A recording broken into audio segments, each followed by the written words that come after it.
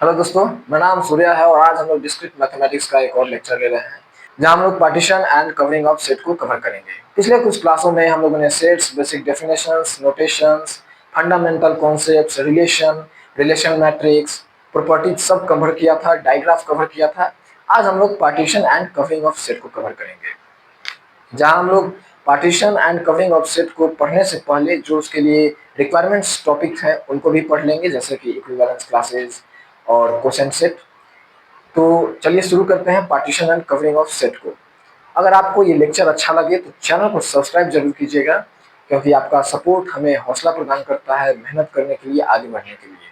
तो चैनल को सब्सक्राइब जरूर करें, लाइक करें, शेयर करें, और अगर कहीं डाउट आए तो कमेंट करें। तो चलिए समझते हैं इक्विवेलेंस क्लास को। Equivalence class, if R is an equivalence relation. एक रिलेशन है आर जो कि इक्विवेलेंस है। इक्विवेलेंस क्लास होने के लिए जो सबसे बेसिक रिक्वायरमेंट्स है वो ये है कि रिलेशन को इक्विवेलेंस होना जरूरी है। ऑन ए सेट ए, कोई सेट ए है, उससे जो रिलेशन फाइंड कर रहे हैं वो रिलेशन इक्विवेलेंस होना चाहिए। Then for every element a belong to a, तब सेट ए में जो एलिमेंट है ए, उस एलिमेंट के प्रत्येक एलिमेंट के लिए जो इक्विवेलेंट एलिमेंट्स होंगे उसका हम बस एक ग्रुप बना देते हैं, वही क्या हो जाता है, इक्विवेलेंस क्लास होता है। इक्विवेलेंस क्लास को हम इस तरीके से डिनोट करते हैं, ए को एक ब्रैकेट, बिग ब्रैकेट के अंदर राइट डाउन करते हैं। ये है इक्विवेलेंस इक्वेशन, यहाँ देख सकते हैं, इसे इक्विवेलेंस इक्वेशन बोलते हैं। कैसे इक्विवेलेंस क्लास को रिप्रेजेंट कर रहे हैं, एक ए है उसको हम ब्रैकेट के अंदर रखेंगे, और यहाँ इस चीज को ध्यान से समझिएगा। x belong to A, x एक एलिमेंट है सेट ए का, और x जो एलिमेंट है वो रिलेटेड होना चाहिए ए से। सिंपल वर्ड में समझो कि इक्विवेलेंस क्लास होता क्या है। सेट ए में जितने भी एलिमेंट्स होंगे उसका जब हम ग्रुप बना देंगे, कैसा ग्रुप, जो कि ए के इक्विवेलेंट हो, यानी कि ए के इक्विवेलेंट उन सभी एलिमेंट्स का एक ग्रुप बना देंगे रिलेशन के अंतर्गत में। रिलेशन में के अंतर्गत जब हम ए के इक्विवेलेंट सभी एलिमेंट्स का एक ग्रुप बना देते हैं तो वो बन जाता है इक्विवेलेंस क्लास। इतना आसान है। आगे देखते हैं, कुछ इंपॉर्टेंट टॉपिक्स हैं उसको देखते हैं। To define equivalence class, equivalence class को डिफाइन करने के लिए relation R must be reflexive, symmetric और ट्रांजिटिव। रिफ्लेक्सिव, सिमेट्रिक और ट्रांजिटिव होना बहुत जरूरी है इक्विवेलेंस क्लास फाइंड करने के लिए। और आपको पता ही है ये तीनों जब जिस रिलेशन में होते हैं वो क्या हो जाता है, इक्विवेलेंस रिलेशन। मैंने पिछले लेक्चर्स में भी बताया इस चीज को कि इक्विवेलेंस रिलेशन क्या होगा, जब रिफ्लेक्सिव, सिमेट्रिक और ट्रांजिटिव जो जब तीनों रिलेशन एक साथ आ जाएंगे तब क्या बनेगा, इक्विवेलेंस रिलेशन। रिफ्लेक्सिव, ए जो है रिलेटेड होना चाहिए ए से, मतलब कि मेरा खुद के साथ रिश्ता होना चाहिए, आम भाषा में समझिए इसको। सिमेट्रिक क्या है, ए रिलेटेड टू बी और बी रिलेटेड टू ए। अगर मैं आपका दोस्त हूं तो आप भी मेरे दोस्त हैं, ये हो गया क्या, सिमेट्रिक। और तीसरा है transitive, a related to b and b related to c, then a related to c. मतलब क्या हुआ, अगर मैं आपका दोस्त हूं और आपका वो दोस्त है तो मेरा भी वो दोस्त होगा, ये हो गया ट्रांजिटिव। और ये तीनों मिलकर के क्या बन जाते हैं, इक्विवेलेंस रिलेशन। आगे देखते हैं, equivalence classes are disjoint. Equivalence classes जो होते हैं वो क्या होते हैं, डिसजॉइंट होते हैं, मतलब कि एलिमेंट्स को एक एक करके निकाला जाता है इक्विवेलेंस क्लास को। The union of all equivalence classes, जब इक्विवेलेंस क्लास हम फाइंड कर लेंगे और उसका हम यूनियन निकालेंगे तो वो क्या होगा, जो ओरिजिनल सेट है ए उसके इक्वल हो जाएगा। जो भी सेट ए हो या बी हो या सी हो, जब हम उसका इक्विवेलेंस क्लास निकालेंगे और इक्विवेलेंस क्लास निकालने के बाद जब हम उसका यूनियन लेंगे तो क्या हो जाएगा, इक्वल हो जाएगा ओरिजिनल सेट के।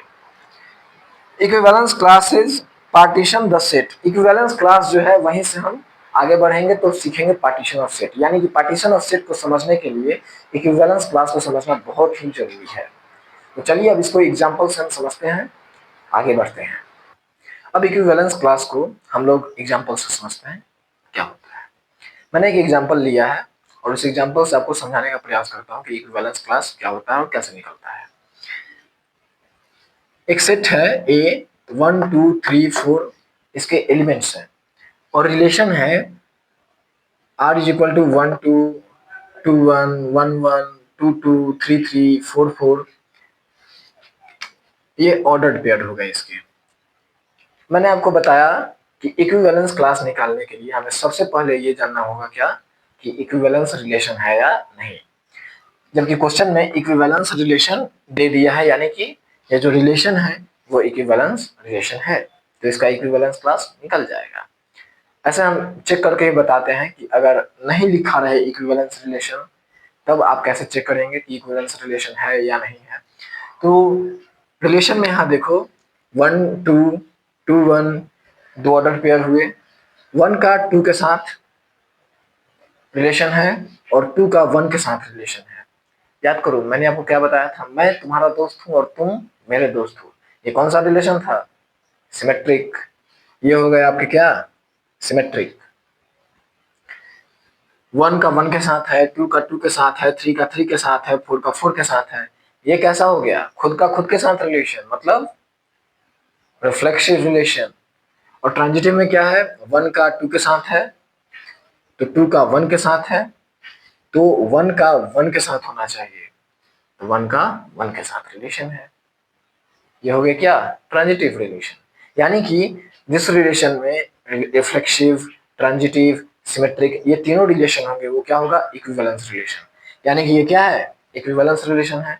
सही लिखा हुआ है क्वेश्चन में। ये मैंने बताया आपको ताकि अगर नहीं लिखा रहे तो आप क्वेश्चन में कैसे चेक करेंगे।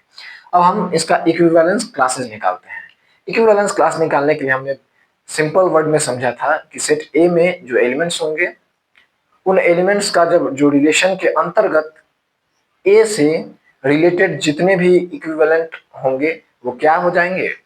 इक्विवेलेंस क्लासेस हो जाएंगे। तो यहाँ एलिमेंट है 1, ठीक है, तो 1 ले लिए। अब रिलेशन के अंतर्गत 1 से इक्विवेलेंट कौन कौन से एलिमेंट्स हैं?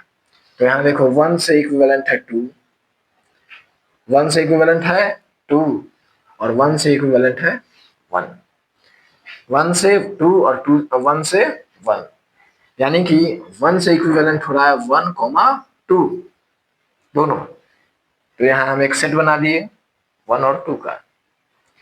फिर दूसरा एलिमेंट है 2। अब इस 2 का हम इक्विवेलेंस क्लास निकालेंगे। इक्विवेलेंस क्लास का डिनोट ऐसे करेंगे, बता दिया आपको। देखेंगे 2 कहाँ कहाँ मिल रहा है। 2 1 के इक्विवेलेंट है और 2 2 के इक्विवेलेंट है, तो 1 और 2 सेट बन गया। उसके बाद में है 3 एलिमेंट्स, 3 जो है 3 के ही इक्विवेलेंट है, तो 3 के इक्विवेलेंट हो गया। 4 के इक्विवेलेंट है तो 4 के इक्विवेलेंट हो गया। बस इसी तरीके से इक्विवेलेंस क्लासेस को फाइंड करते हैं। हम लोगों ने इक्विवेलेंस क्लास को समझ लिया है। इक्विवेलेंस क्लास क्या होता है कि जैसे क्लास में बहुत सारे स्टूडेंट हैं, मान लो एक रियल लाइफ एग्जांपल से समझाता हूँ कि क्लास में कुछ स्टूडेंट्स हैं जो यूनिफॉर्म में है। यूनिफॉर्म उनको एक जैसा बनाता है, तो जो अब एक जैसा बनना वो हो गया क्या? Equivalence relation. वो इक्विवेलेंस रिलेशन क्या करता है? उनको सिमिलर बना देता है और वो वही जो है इक्विवेलेंस क्लास बनता है जो उनको क्या बनाता है? एक जैसा बनाता है। इक्विवेलेंस क्लास को समझने के बाद अब हम समझेंगे कि क्वोशेंट सेट क्या होता है। सबसे पहले क्वोशेंट सेट के डेफिनेशन और एग्जांपल से समझने से पहले मैं तुम्हें एक रियल लाइफ एग्जांपल से समझाता हूँ कि क्वोशेंट सेट आखिर होता क्या है। इक्विवेलेंस क्लास को जब हम एक सेट में कन्वर्ट कर देते हैं तो वो हो जाता है क्वोशेंट सेट। जैसे कि स्टूडेंट्स हैं क्लास में, यूनिफॉर्म में आए हुए हैं, सिमिलर हैं, तो वो इक्विवेलेंट हो गए। और जो इक्विवेलेंट हो गए और भी बहुत सारे जो इक्विवेलेंट बने हुए हैं उन सब का जब हम एक सेट बना देंगे वो हो जाएगा क्वोशेंट सेट। चलिए डेफिनेशन में समझते हैं कि क्वोशेंट सेट होता क्या है। Quotient set, let R be an equivalence relation. Quotient set बनाने से भी पहले हमें क्या चाहिए? इसमें भी इक्विवेलेंस रिलेशन होना इंपॉर्टेंट है। क्वोशेंट सेट तभी बनेगा जब इक्विवेलेंस क्लास मिलेगा, और इक्विवेलेंस क्लास तब मिलेगा जब इक्विवेलेंस रिलेशन होगा। तो इक्विवेलेंस रिलेशन यहाँ भी क्या है? इंपॉर्टेंट है। इसीलिए क्वेश्चन सेट पढ़ाने से पहले मैंने आपको पढ़ा दिया इक्विवेलेंस क्लासेस। अब समझते हैं आगे। इक्विवेलेंस रिलेशन ए सेट ए, एक रिलेशन है आर, वो क्या है, इक्विवेलेंस रिलेशन है, वो ए सेट पर लगा हुआ है रिलेशन। फिर कह रहा है देन द क्वोशंट सेट, जो क्वोशंट सेट है वो क्या होगा, also called A modulo R written as A by R. Quotient set को इस तरीके से डिनोट करते हैं ए बाई आर से, इसको पढ़ते हैं a modulo R is the set of all equivalence class of a under R. Relation R के अंतर्गत ए जो है सेट, उसके जितने भी इक्विवेलेंस क्लास हैं उन सबका एक सेट बना देना, क्या हो जाएगा, क्वोशंट सेट हो जाएगा। Quotient set is equal to set of all distinct equivalence classes। distinct equivalence classes, अगर इक्विवेलेंस क्लास हमने फाइंड किया और दो इक्विवेलेंस एक जैसे ही दिख रहे हैं, जैसे कि एग्जांपल में यहाँ देख सकते हो, 1 का भी 1 2 है और 2 का भी 1 2 है, ये दोनों एक जैसे हैं। अगर दोनों तुम लिखोगे तो क्या हो जाएगा, गलत हो जाएगा। क्यों, क्योंकि डिस्टिंक्ट नहीं है, कोई एक ही लिखेंगे, मतलब आएगा दोनों का ही, लेकिन लिखेंगे एक बार ही, 1 2 एक बार ही लिखेंगे, तब जाके 1 2 क्या होगा, डिस्टिंक्ट होगा। क्वोशंट सेट के लिए इक्विवेलेंस क्लासेस का हम क्या लेंगे, एक सेट लेंगे, लेकिन वो क्या होगा, डिस्टिंक्ट होगा, यानी कि जो रिपीटेशंस हैं वो नहीं अलाउड हैं, और वैसे भी सेट्स में रिपीटेशंस अलाउड होते भी नहीं हैं। सिंबॉलिकली जो है इसको हम ऐसे देखते हैं, जो क्वोशंट सेट है उसको ऐसे राइट डाउन करते हैं सिंबल में, जैसे कि ये इक्विवेलेंस है, ए और दोनों तरफ से ब्रैकेट डाला हुआ है, ये क्या है, इक्विवेलेंस है क्लास, और ए जो है वो सेट ए से बिलोंग कर रहा है। इसका जब हम सेट बना देंगे वो क्या हो जाएगा, quotient set. Quotient set question, यहाँ पर हमने इक्विवेलेंस क्लासेस निकाली है इस क्वेश्चन में, देखो ए है 1 2 3 4 और रिलेशन है 1 2 2 1 1 1 2 2 3 3 4 4। ये पिछले वाला एग्जांपल है जो हमने इक्विवेलेंस क्लासेस में लिया था। उसी एग्जांपल से ये तो देखेंगे हम लोग, रिफ्लेक्सिव भी है, ट्रांजिटिव भी है, सिमेट्रिक भी है। अब इक्विवेलेंस क्लास हमने फाइंड कर लिया, अब इन इक्विवेलेंस क्लास का हम क्या करेंगे, सेट बना देंगे। जैसे हम इसका सेट बनाएंगे वो क्या बन जाएगा, क्वोशंट सेट बन जाएगा। क्वोशंट सेट बनाए 1 2 3 4 1 2 3 4, ये 1 2 दो बार हमने नहीं लिखा, क्यों, क्योंकि डिस्टिंक्ट नहीं होगा फिर, और क्वोशंट सेट गलत हो जाएगा। अब क्वोशंट सेट क्या है, डिस्टिंक्ट है। इस तरीके से क्वोशंट सेट को हम समझ गए। अब हम लोग समझते हैं कि पार्टीशन ऑफ सेट क्या होता है, तो चलिए आगे बढ़ते हैं। तो चलिए शुरू करते हैं जिसका उस समय से बेसब्री से इंतजार था, यानी कि पार्टीशन ऑफ सेट। अभी हम लोगों ने इक्विवेलेंस क्लासेस को समझ लिया है, क्वोशंट सेट को समझा है, अब समझते हैं पार्टीशन ऑफ सेट को। सबसे पहले इस बुक इस डिफिनेशन को देखते हैं कि आखिर है क्या, उसके बाद हम लोग आसान भाषा में सिंपल वर्ड्स में समझेंगे कि पार्टीशन ऑफ सेट क्या होता है। चलिए शुरू करते हैं। Partition of set, a partition of a set is a collection of non-empty disjoint subsets of A। एक सेट A है, उसके जो disjoint subsets होंगे, non-empty subsets होंगे, उनका हम कलेक्शन करेंगे, वो क्या होगा, पार्टीशन होगा। आगे है such that every element, प्रत्येक element of A, set A के जो एलिमेंट होंगे वो appears in exactly one subset, वो किसी एक सबसेट में क्या होंगे, appears होंगे। अब ये था बुकिश डेफिनेशन, बुकिश लैंग्वेज में। इसको समझते हैं सिंपल लैंग्वेज में। पार्टीशन ऑफ सेट का मतलब क्या होगा, पार्टीशन का मतलब हुआ तोड़ देना सेट को, पार्टीशन ऑफ सेट, सेट को तोड़ देना। सेट को एक तरीके में जब हम तोड़ेंगे, प्रॉपर तरीके से जब तोड़ेंगे तो वो होगा पार्टीशन ऑफ सेट। उस जो प्रॉपर तरीके हैं उसके लिए कुछ कंडीशंस हैं, वो कंडीशंस को देखते हैं पहले। तो यहाँ 3 कंडीशन है। Subset must be non empty, जो सबसेट्स होंगे वो क्या होने चाहिए, नॉन एम्प्टी होना चाहिए, यानी कि उसमें एलिमेंट होना अनिवार्य है। दूसरा है subsets must be mutually disjoint, subset जो होगा वो म्यूचुअली क्या होना चाहिए, डिसजॉइंट होना चाहिए। और union must be equal to the original set. और जब हम पार्टीशन कर लिए और पार्टीशन करने के बाद जब उनका हम यूनियन करेंगे उन सेट्स का, तो क्या होने चाहिए, ओरिजिनल सेट के इक्वल होने चाहिए। ओरिजिनल सेट कौन है, ए के इक्वल होने चाहिए, तब जाके वो क्या होगा, partition of set. Partition of set होने के लिए इक्विवेलेंस पहले फाइंड करेंगे। इक्विवेलेंस जब फाइंड हो जाएगा तो उसके बाद हम क्या करेंगे, उसको पार्टीशन में कवर कर देंगे। जैसे ही इक्विवेलेंस निकलता है वो पार्टीशन हो ही जाता है, बस उसको पार्टीशन के रूप में लिख देना है। और जब हम उसका चेक कैसे करेंगे कि सही है, जब उसका हम यूनियन लेंगे तो क्या होगा, एक्चुअल जो ओरिजिनल सेट है ए उसके इक्वल हो जाएगा। चलो एग्जांपल से देखते हैं। एग्जांपल है set A is equal to 1 2 3 4, ये चार इसके एलिमेंट है और रिलेशन दिया हुआ है 1 2 2 1 1 1 2 2 3 3 4 4, ये रिलेशन है। इसमें सिमेट्रिक भी है, ट्रांजिटिव भी है और रिफ्लेक्सिव भी है, यानी कि ये इक्विवेलेंस रिलेशन है।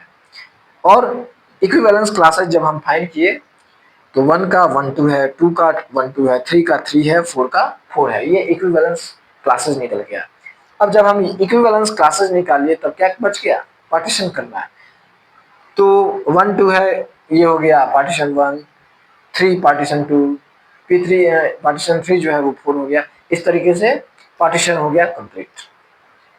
अब जब इसका हम यूनियन करेंगे तो क्या हो जाएगा, सेट ए के इक्वल होगा, यानी कि 1 2 3 और 4 इन तीनों का जब हम यूनियन लेंगे तो वो 1 2 3 4 के इक्वल हो जाएगा।